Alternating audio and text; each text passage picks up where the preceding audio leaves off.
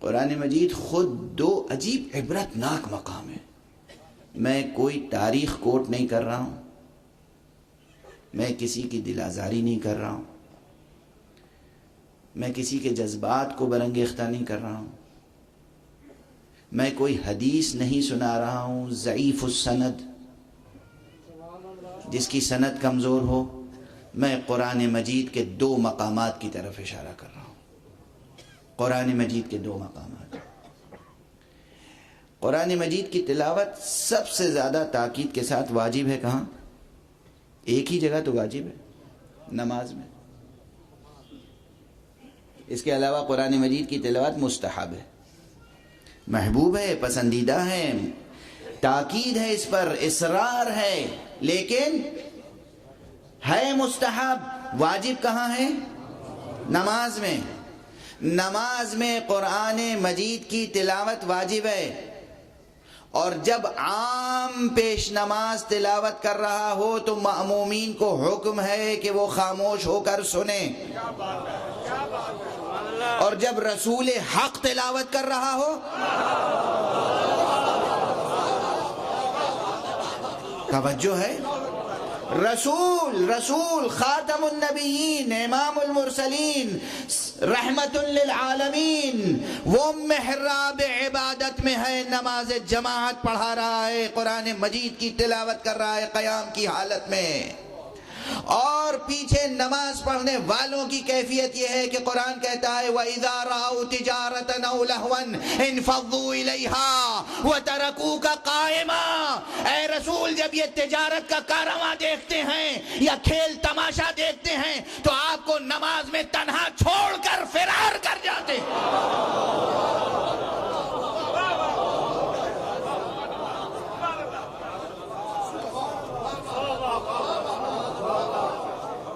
اللہ اکبر، اللہ اکبر، اللہ اکبر. رسول نماز میں کھڑے ہیں.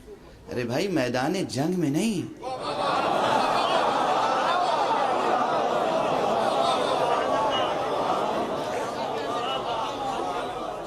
میدان جنگ سے فرار تو سمجھ میں آتا ہے جان کے لالے پڑے ہوتے ہیں.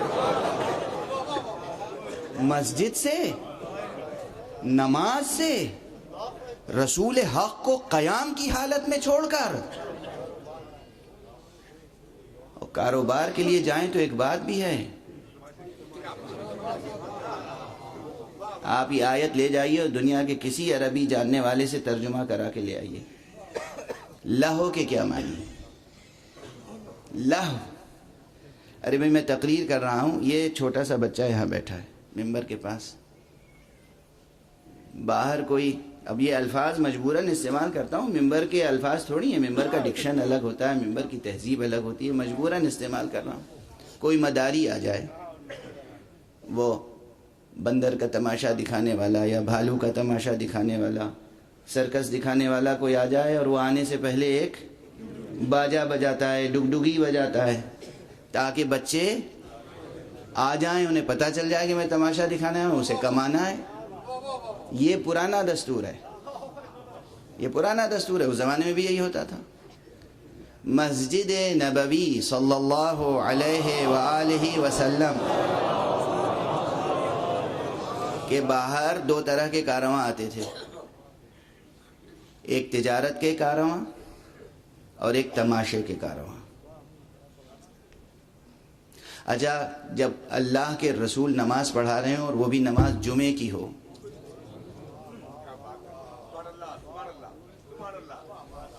میں بس دست ادب جوڑ کے میں آپ سے کہہ چکا کوئی تاریخ نہیں، کوئی تاریخ نہیں کہ آپ کہیے مورخ جھوٹا ہے، کوئی حدیث نہیں کہ آپ کہہ دیجیے یہ حدیث ضعیف ہے. قرآن ہے، قرآن پڑھوں کہ نہ پڑھوں،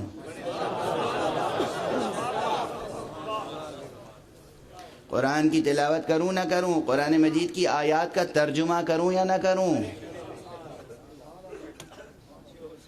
قرآن ہے اور وہ نقل کر رہا ہے مدینے کے واقعات، ابتدائے اسلام نہیں ہے.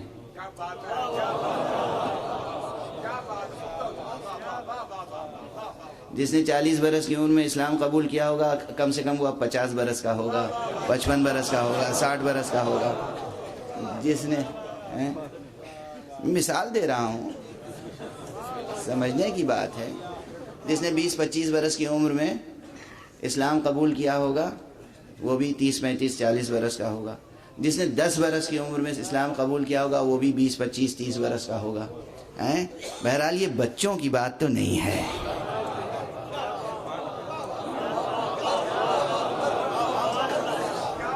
یہ بچوں کی بات تو نہیں ہے.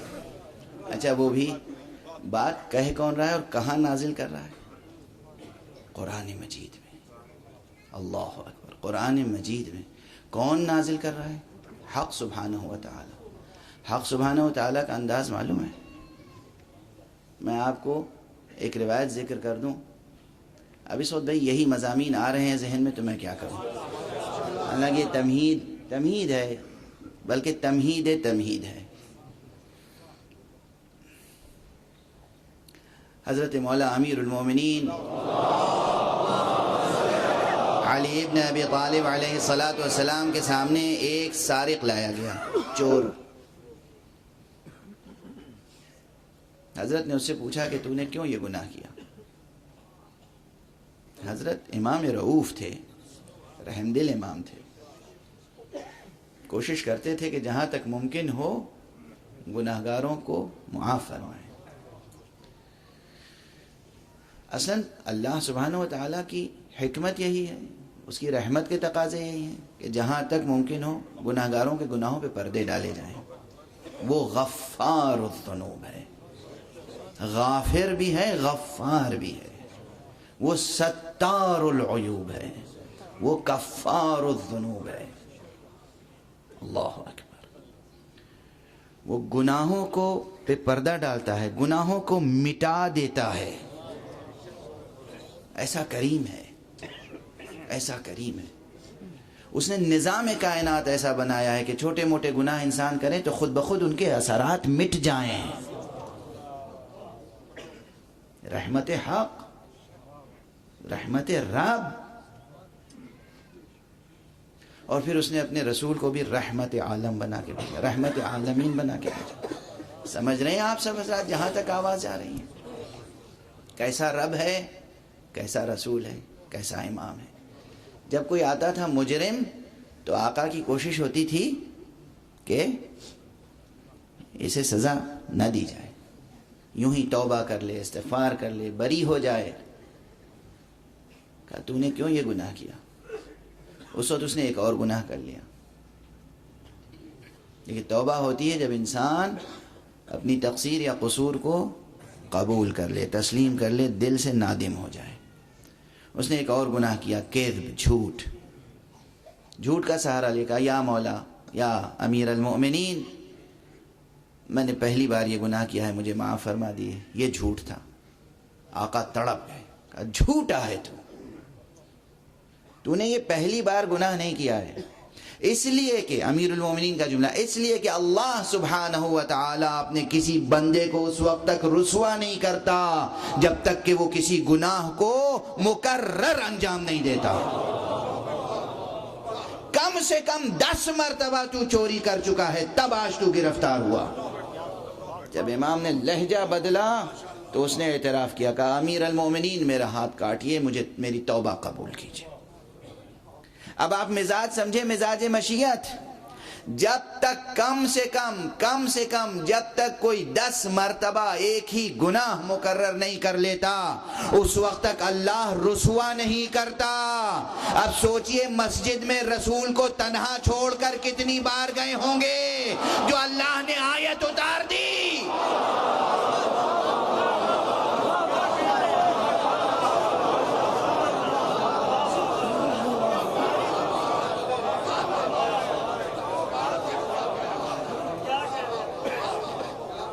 آیت کتنی بار گئے ہوں گے، گویا عادت ہو گئی تھی. ادھر رسول نے آواز دی اللہ اکبر، تکبیر کہیں، حمد و سورہ شروع کیا، ادھر باہر تماشا دیکھنے چلے. کیا دیکھنے؟ تماشا. ارے بچے جائیں تماشا دیکھنے تو ایک بات ہے، اب میں قرآن پڑھوں یا نہ پڑھوں؟ کہیے تو بند کر دوں. ایک صلوات پڑھ دیجئے محمد.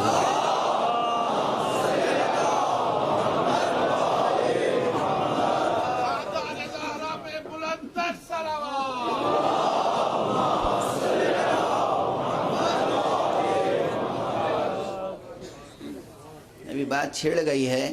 آج لگتا ہے آج پوری تقریر تمہید میں گزر جائے گی، حالانکہ بہت اہم مطالب ابھی پیش نظر ہیں، لیکن یہ کچھ کم اہم تھوڑی ہیں. ہمیں یہ جاننا ہے کہ ہم کس سے قرآن سنیں، کس سے نہ سنیں، کس سے ترجمہ پوچھیں، کس سے نہ پوچھیں، کس سے تفسیر سیکھیں، کس سے نہ سیکھیں، کس سے تعویل دریافت کریں، کس سے دریافت نہ کریں. اصلاً حضور کی سیرت کس سے پوچھیں، کس سے نہ پوچھیں. کس سے پوچھیں کہ حضور نماز کیسے پڑھتے تھے؟ ان سے جو حضور کو نماز میں چھوڑ کر چلے جاتے تھے.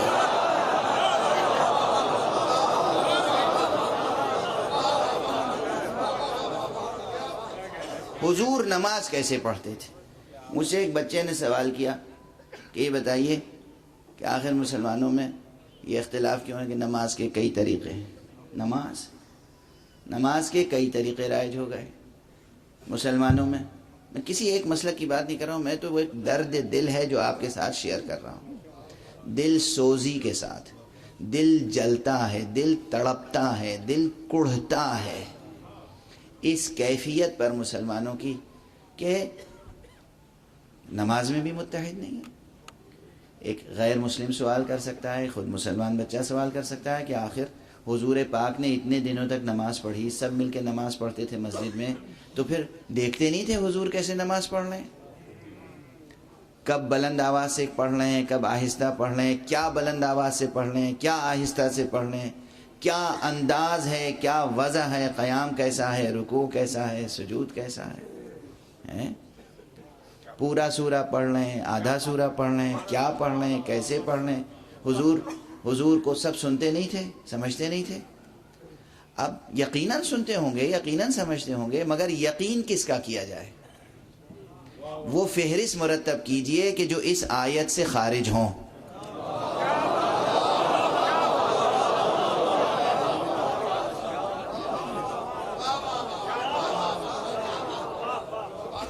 یہ ایک آیت سمجھ میں آ جائے نا تو نماز کا مسئلہ حل ہو جائے، پورے دین کا مسئلہ حل ہو جائے.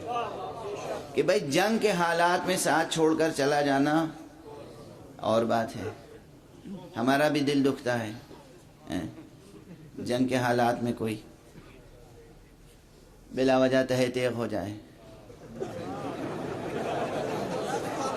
ابھی جنگ کے حالات اب کیا پتا کس کے دل میں نور ایمان ہے، کس کے دل میں نہیں ہے. کون ایمان چھپا کر کفر کا اظہار کر رہا ہے، کون کفر چھپا کر ایمان کا اظہار کر رہا ہے، کون کس کی تیغ سے قتل ہو جائے، وہاں کیا ٹھکانہ ہو اس کا. اس لیے میدان جنگ میں تو ہر ایک کے لیے دل کوڑتا ہے ہمارا، لیکن یہ مسجد ہے، قرآن ہے. قرآن سورہ مبارک ہے جمعہ، اس کی آخری آیت وَإِذَا رَأَوْا تِجَارَةً أَوْ لَهْوًا، اور جب یہ دیکھتے ہیں تجارت یا تماشا، انفضوا الیہا، اس کی طرف چلے جاتے ہیں. وَتَرَكُوكَ قَائِمًا، اور آپ کو قیام کی حالت میں چھوڑ کے چلے جاتے ہیں. رسول کو چھوڑ رہے ہیں، قیام کی حالت میں چھوڑ رہے ہیں، مسجد میں چھوڑ رہے ہیں، اور حضور قرآن کی تلاوت کر رہے ہیں. جو توجہ سے قرآن نہ سنے، جو توجہ سے حضور کے ساتھ نماز میں قائم نہ رہے، وہ بتائے گا نماز کیسے پڑھتے تھے حضور. وہ بتائے گا کہ قرآن کا ترجمہ کیا ہے، قرآن کی تلاوت کیا ہے، قرآن کی قرأت کیا ہے، قرآن کی تفسیر کیا ہے، قرآن کی تعویل کیا ہے. یہ ایک مقام. دوسرا مقام جب حضور خطبہ دیتے ہیں تو یہ بھی کوئی حدیث نہیں، کوئی تاریخ نہیں. قرآن میں کچھ لوگوں کا تذکرہ ہے کہ جب رسول کی بزم سے نکلتے ہیں تو وہ پوچھتے ہیں ایک دوسرے سے ماذا قال آنفا، یہ ابھی کیا کہہ رہے تھے. دونوں مقام قرآن کے ہیں نا. جو نہ اللہ کی بات سنے نہ رسول کی، اس سے نہ قرآن لیا جا سکتا ہے نہ حدیث.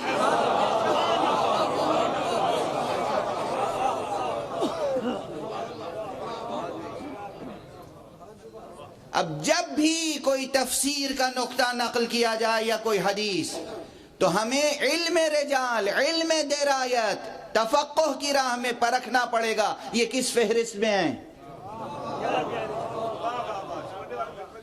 یہ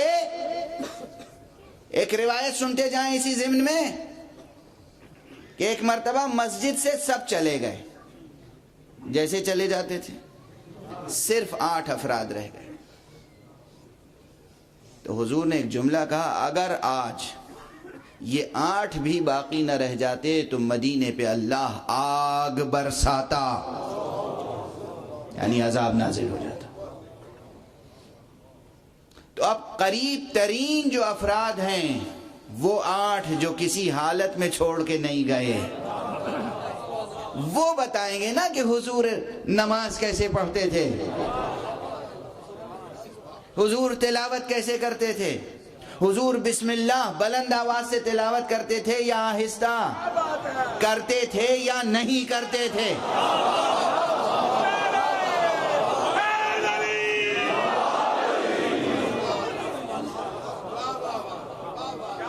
نماز میں حضرت کی وضع کیسی ہوتی تھی، نماز میں حضرت کا انداز کیسا ہوتا تھا، نماز میں حضرت کا خشوع کیا ہوتا تھا، نماز میں حضرت کا خضوع کیا ہوتا تھا، حضرت کے قیام کی شان کیا ہوتی تھی، رکوع کی شان کیا ہوتی تھی، سجدے کی شان کیا ہوتی تھی۔ حضرت صلی اللہ علیہ وسلم